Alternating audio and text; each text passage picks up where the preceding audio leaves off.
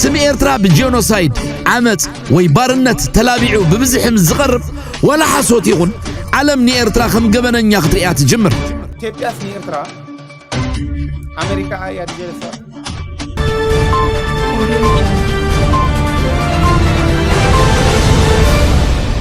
ኢትዮጵያስ ኤርትራ አሜሪካ ያድጀለሳ ለኤርትራ ለሻዕቢያ አሜሪካ ነው በቁም ተመልከት ምንም የኢትዮጵያን ሰራዊት አንደርስቲሜት ማድረግ ይሄ ኢኮኖሚ የሌለው ወጣት የሌለው መንግስት ዝም ብሎ በምላስ ብቻ ያለ አሽከር ቀጥሮ ነው እኮ አሁን እሱ እኮ ህልውናው ያለው አሽከር ቀጥሮ ነው እኮ እዚህ አሽከሮቹ ናቸው እነዚህ ባንዳ ወደዛ ብትሄዱ ወደ ኤርትራ እንደዚህ ምናምን እያሉ ይሄ የሚያቀራሩት አሽከሮች ናቸው ቴክኖሎጂው አሁን የዘመኑ ቴክኖሎጂ እንደዛ ነው በፋኖ ምናምን አቋርጠን በጎጃም ነው የምንሄደው ኋላ ቀር ስለሆኑ ያን ትንታኔ እየሰጡ ያስፈራራሉ እነዚህ ኢትዮጵያ አሁን ባላት ቁመና በአጭር ጊዜ መብቷል ማስከበር ትችላለች በጣም ባጭር ጊዜ ተመልከት እዚህ ዝዳልወላ ዘሎን ኤርትራውያን ኹመርሕዎ ዘለዎም ዋላትናይ ፕሮፓጋንዳ ኸይዲ ብጥንቃቄ ክኾን ኣለዎ ምኡኹን ክኾን ክኽእል ኣለዎ ብለይ እንተኢሎም ከዓቶም ብለይ ዝበሉ ብሕጊ ምፍራድ እዩ ናይ ኤርትራ ምኡኹልነት እንታይ ክኾን ከም ዝኽእል ብደንቢ ኣነ ምኽረ እየ ዝልግስ ኣለኹ ሕዚ እዚኦም ከምኡ ስለ ዝበሉ ክኸውን እዩ ማለት እውን ኣይኮነን ከምኡ ክብሉ ከለዉ ኣይኸውንን ማለት እውን ኣይኮነን እንታይ እዮም ዝብሉ ይመስለኩም ሕዚ እያ ግዜኣ ትግራይ የተድልየናን ንትግራይ ሓሊፍና ባሕሪ ክንሕዝ ንኽእል ኢና ዓፋር ቀይሕ ባሕሪ እቲ ደቡባዊ ክፋል ናይ ቀይሕ ባሕሪ ዓፋር ክሕዞ ኣለዎ ዓፋር ኢትዮጵያዊ እዩ እቲ ባሕሪ እውን ናይ ኢትዮጵያ ኢልና ንሓዞ እዚ ንክንገብር ብዓፋር ጥራሕ እኹል እዩ ቴክኖሎጂ ንጠቐም ከመይ ጌርና ትካላት ኢትዮጵያ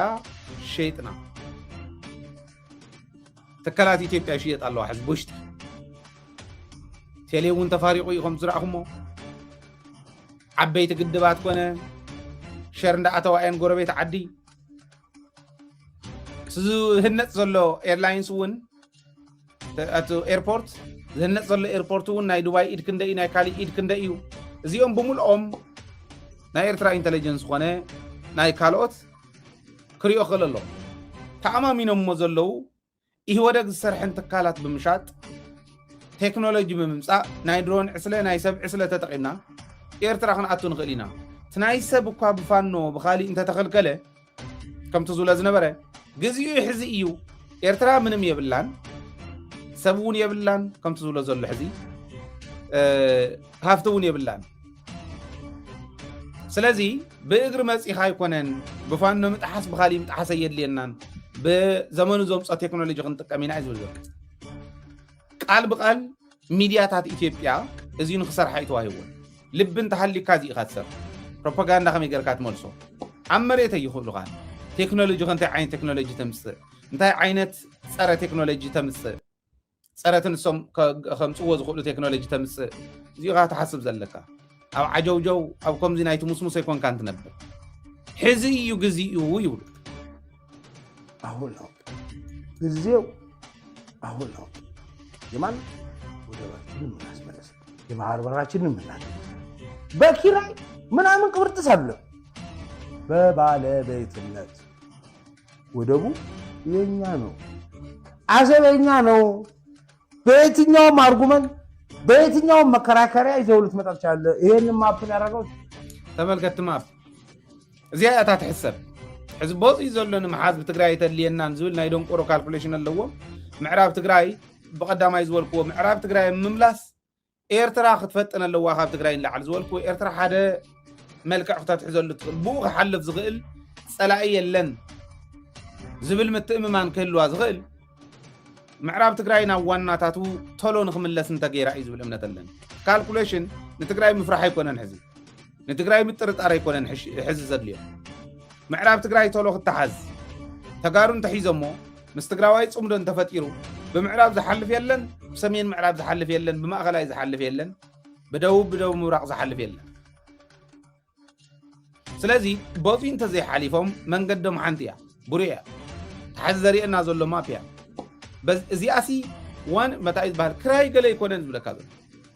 كراي من አይደለም ባለቤትነት ይብለካል እዚህ ዚያخنا መልሳለና እንዲቱ አካይዶም ጊዜው አሁን ነው ይላል ኩል ነው በየትኛው መከራከሪያ ይዘውልት መጣቻለ ይሄን ማፕን ያደረገው ትክክል ነው ሻቢያ ሆር ስለባሰ በትንሽ ነገር ስለሚደነግጥ ትንሽ ነገር ስለሚያስፈራው ሻቢያ ይፈርሕ ይዘለ ፈሪሑ ሻቢያ በቃ ዘለው ይውልን ደም ፈሪሑ ጥራህ አይኮነን በቃ ወታደር ነርኢዮ እንዳስልጠና ነሰልጥኑ ዘለና ሰራዊት ናብርሃኑ ጅላ ሰራዊት አይው በቃ ስልጥን ዘለሱ ይልፈለخلف ከመሐሰኻይ አው ኩለን መሰልጠን ማእኸላት ፈለخلخኒ ተትሪው ዘለኹም አይነት ሰራዊት ይስልጥ ዘሎ ናይ ሓደ ጥራሕ ይመስሉ ብላት ይኺዱ ብርሸለቆ ኺዱ ኣብ ካልኦት ማሰልጠኛ ማእኸላት ኺዱ በቦርሑ ለብለብ ዝበሃል ስልጠና ንሄ እንዳ ስልጠና ይዘውሰድ ታኢልዎ ናይ ሰብዕ ስለ ይድሊ ናይ ሰብዕ ስለ ንኹልና ዝገድፈና ይኮን ዓቕሚ ሲኑ ዝገድፎ እምበር ብምዕራብ ትግራይ ከኣቱ ዝደሊ ታን ጀነራል ታደሰ ዝሓተትዎ ንሳያ ምዕራብ ትግራይ ወደብናስ ከዓነ ምልስ ከይተሓስቦ ድሕሪኡ ክንሓስቦ ኢና ክንዛራረበሉ ኢና ሽግር የለና ዋላ ምልስ ኣኽወኩም እየ ካብ ማሕራሕዲ ገኽወኩም እየ ወደብናስ ከዓነ ምልስ ግን ኤርትራን እናጫውትበታለን ይብሉ ምስረስ አርቆል አገይሮስ እናጫውትበታለን ይብሉ በዚህ ሆነ አቲና በዚህን ናውቃና ከንከዲና በማእከለ ንሕልፍን ስለዝወልኩ ምስ ትግራይውን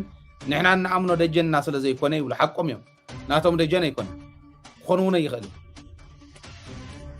ጨፍጨፍዎ ጸላእት ስለዝኾነ ስለዚህ ምፍጣን የድሊ ኣብ ምዕራብ ትግራይ ካብ ትግራይውን ላዕሊ ኤርትራ ምፍጣን የድልያ ምክንያቱ ትግራይ እታ ሰራዊት ትግራይ ዝቆጣጸሮ ዘላ ትግራይ እሕሊፉ ዝህብ ሰራዊት ኣይኮነን ሰራዊት ትግራይ ካሊእ መሬቱ እስካዕ ዘምልስ ነታ ዘላ እኹል ዓቕሚ ኣለዎ ብኩሉ ታዘላ ተኻሊእታት ተረፈት እውን ኣብ ቀረባ ከምልሳ ኢለ እየ ዝኣምን እዚኣ ንክትፈጥን ግን ክሰርሑ ኣለዎም ናይ ኤርትራ መራሕቲ ምዕራብ ትግራይ ተነኣሰ ክምለስ ኣለዎ ለዚ መንገዶም ሓደ እዩ መኸተኦም ብሓደ እዩ ትግራይ ዋሕሶም ያን ነው ለዝነበርና ወነዚ ቁጠባው መጥቃዕት ምፍጻም እቶም ብጽልእ ገንዘብ ዝረኽቡ ገንዘቦም ምቁራጽ ኤርትራውያን ነጸረ ኤርትራ ቪዲዮ ቪዋክ ክንድ ዝገብሩሉ ብብዝሕን ብውዳበን ሪፖርት ክገብሩለዎም ምክንያቱ ሪፖርት ናይ ጽልእ ዘረባ ወይ መጥቃዕቲ ኢልካ ብብዝሕ ምስ ትሕብር ዩቲዩብ ነቲ ቻነል ይዓጽዎ ወይ ክፍሊት የቋርጾሉ እዩ ንሕና ኤርትራውያን ብሓፈሻ ብፍላይ ድማ ግደ ስነ ጥበባውያን ጋዜጠኛታትንከ እንታይ ይኸውን ዘለዎ እንተኢልና ድማ ንርአ درفت لومي ኣብ ልዕሊኹም ዓብይ ወራር ተኣውጅኹም ዘሎ ምስተውዓል ከድለየኩም እዩ እዚ ኩናት ናይ ሓደ ኣካል ጥራይ ኣይኮነን ዓወት ዝረጋገጽ መንግስትን ህዝብን ኢድኒ ተተሓሒዙ ኣብዚ ኤአይ ምስ ዝሰርሕ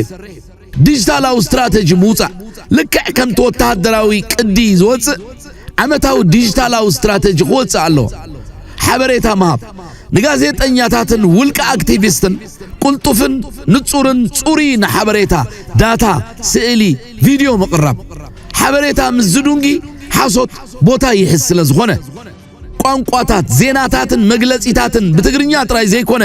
ብእንግሊዝኛ ብዓረብ ፍረንሳይኛ ትኽእል እንትኾንካን ካልእ ቋንቋታትን ብብዝሒ ክዝርጋሕ ኣለዎ ሚድያ ሊተራሲ ዝበሃል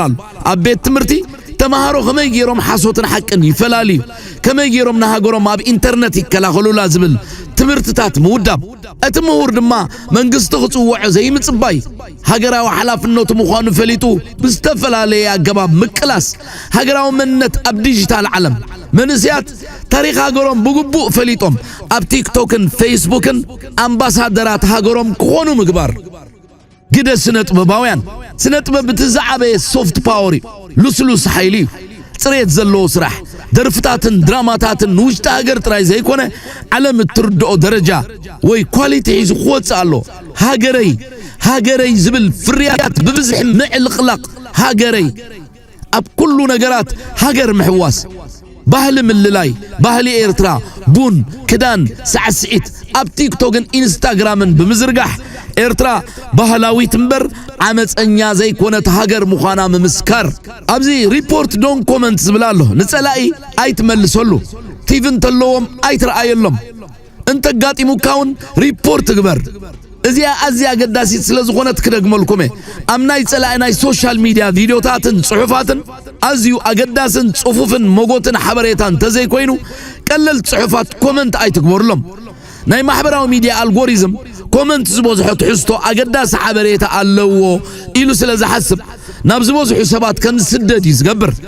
ንሕና ክንገብሮ ዘለና ሪፖርት እዚ ቪዲዮ ናይ ጽልእ ትሕዝቶ ኣለዎ ኢልና ሪፖርት ክንገብሮ ኣለና በዚ ድማ እቲ አካውንት ክሳብ ናይ ምዕጻው ስጉም ትኹሰደላ ይኽእል ንዓይ ኣብቲ ናይ መኸተ እዋናት ብኸምዚ ክንደይ ኣዳኺሞምን እዮም እቲ ኤርትራዊ ቃለስ ንሶም ሪፖርት እናገበሩ ብሎክ ገበሩን ሓደ ግዜ ጸላኢኻ መምህርካ ኸውን ካልእ ዝዓበየ ምስጢር ዓወት ሓድነት ኣብ ኢንተርኔት ንሓደ ሕድና ኣይንባስ ጸላእነ ዝዕድል ይደልዮን ይምዝምዞን እንተኺልና ሓደ ሕድና ንደጋገፍ ንናኣኣድ ንወዳደስ ጽባቐ ሃገርና ንግለጽ ኤርትራ ኣብ ታሪኻ ብዙሕ ወተሃደራውን ፖለቲካውን ሓደጋታት ስዒራ ሎሚ ገጢምዋ ዘሎ ዲጂታላዊ ኩናት ግን ዝተፈላለየ ጥበብ ይሓትት ስኒት ይሓትት ሓድነት ይሓትት ሻዕብያ ሃገር ኣምፂኢልናይ ሃገር ካብ መንጋጋ ሓራግጽ ኣምፂኡ ሪል ሶቨርን ስቴት ዝኾነት ሃገር ኣረኪቡናይ ሎሚ ግና ኩናት ገጢሙናል እዚ ኩናት እዚ ብጠመንጃ ዘይኮነ በሐበሬታ ብዳታ በቴክኖሎጂ በኤአይ ከምኡውን ብጽሬት በኳሊቲ ዝዕወት ኩናት መጽዩናል እቲ መፍትሒ ኣብ ኢድ መንግስት ጥራይ ዘይኮነ ኣብ ኢድ ነፍሲ ወከፍ ስማርትፎን ዝሓዘ ኤርትራዊ ዘሎ ጸላእቲ ኤርትራ ገንዘብን ሓሶትን ዓጢቆም ይመጹሉ ኤርትራውያን ድማ ሓቅን ሓድነትን ዓጢቕና በቴክኖሎጂ ተሓጊዝና ክንምክቶ ይግባእ ኣብ ዘመን ኤአይ ስቕታ ማለት ስዕረት እዩ ብጥሪያ ስለዚ ንቐል ሓፍ በል ኩልኻ ኢድ ንኢድ ተተሓዝ ክተት ኣብ ማሕበራዊ መራኸቢ ክተት ንድሕነት ሃገርካ ወድሓ ቦይ